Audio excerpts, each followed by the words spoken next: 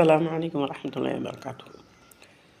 அன்பானவர்களே, நம்ம இப்போ இன்றைக்கி சகிப்புத்தன்மையை பற்றி நம்ம பார்ப்போம்.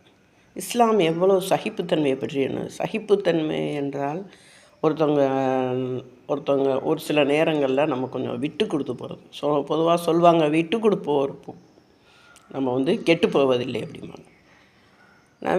நபி ஸல்லல்லாஹு அலைஹி வஸல்லம் எவ்வளோ பெரிய அல்லாஹ்வுடைய அருள் கிடச்சும் குர்ஆன் கையில் இருந்தும் ஒரு சில நேரங்களில் எதிரிங்கள்கிட்ட கொஞ்சம் விட்டு கொடுத்து தான் போனாங்க.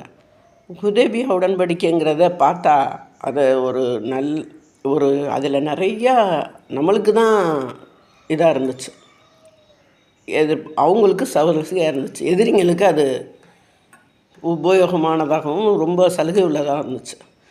அதை பார்த்து நம்ம இவர்களெல்லாம் என்னது இப்படி சஹாபாக்களே ஒரு சில நேரங்களில் என்ன இப்படி விட்டு கொடுக்குறாங்க, இப்படி எல்லாத்துக்கும் போகிறாங்க. ஒரு தடவை உம்ரா செய்ய போயிட்டு அவங்க திருப்பி அனுப்பும்போது கூட அந்த இடத்துல இருந்து அவங்க மனைவியார் சொன்னதை வச்சு தலை முட்டை அடித்து அந்த இதை ஏற்றுக்கிட்டு திரும்புகிறாங்க. அப்போ அந்த சஹாபாக்கள்லாம் என்ன அது சரி இப்படியே நம்ம இது பண்ணி போகிறோமே, இவ்வளோ விட்டு கொடுத்து போகிறோமே நாங்கள். அதனால் விட்டு கொடுத்து போகிறதுனால ஒன்றும் நம்ம கெட்டு போவதில்லை. நம்ம சகிப்புத்தன்மை, எந்த பிரச்சனைனாலும் எதாக இருந்தாலும் நம்ம கொஞ்சம் விட்டு கொடுக்க. அப்போ வேணால் அது ஒரு பெரிய இதாக இருக்கும். அப்போ வேணால் நம்ம என்னடா இப்படி விட்டு கொடுத்துட்டோம், அதை ஒரு சிலர் என்ன ஏமாளியாக இருக்காங்க, என்ன இவ்வளோ கேனத்தனமாக இருக்காங்க அப்படின்னு சொல்லுவாங்க. ஆனால் அதனால் எந்த குறையும் வரப்போகிறதில்ல. அதற்கு பிறகு அபரிதமான நன்மைகள் நமக்கு நிச்சயமாக பின்னாடி கிடைக்கும்.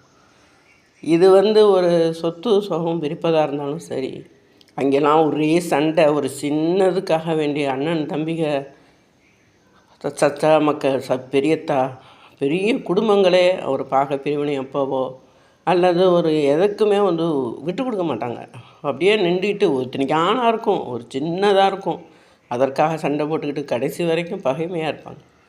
ஒரு சில விஷயங்களை விட்டு கொடுக்குறதுனால அல்லாஹ் தஆலா நமக்கு பரக்கத்தையும் அபிவிருத்தியும் தருவான். அதனால் நம்ம ஒரு நாளும் கெட்டு போவதில்லை, வீணாக போயிட மாட்டோம்.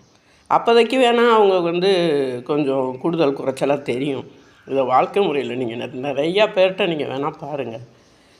அது ஏதோ என்னடா இப்படி போயிடுச்சு, நமக்கு இப்படி கிடைக்கலையேன்னு வேணால் ஒரு ஏக்கம் இருக்கும். இருந்தாலும் அந்த இடத்துல சபுர் செஞ்சு அல்லாஹுக்காக நீங்கள் அந்த ஒற்றுமையை பேணி சபுர் செஞ்சிட்டிங்கன்னா அதுக்கு அபரிதமான நன்மைகளை எல்லாம் நம்மளுக்காக வச்சுருப்போம்.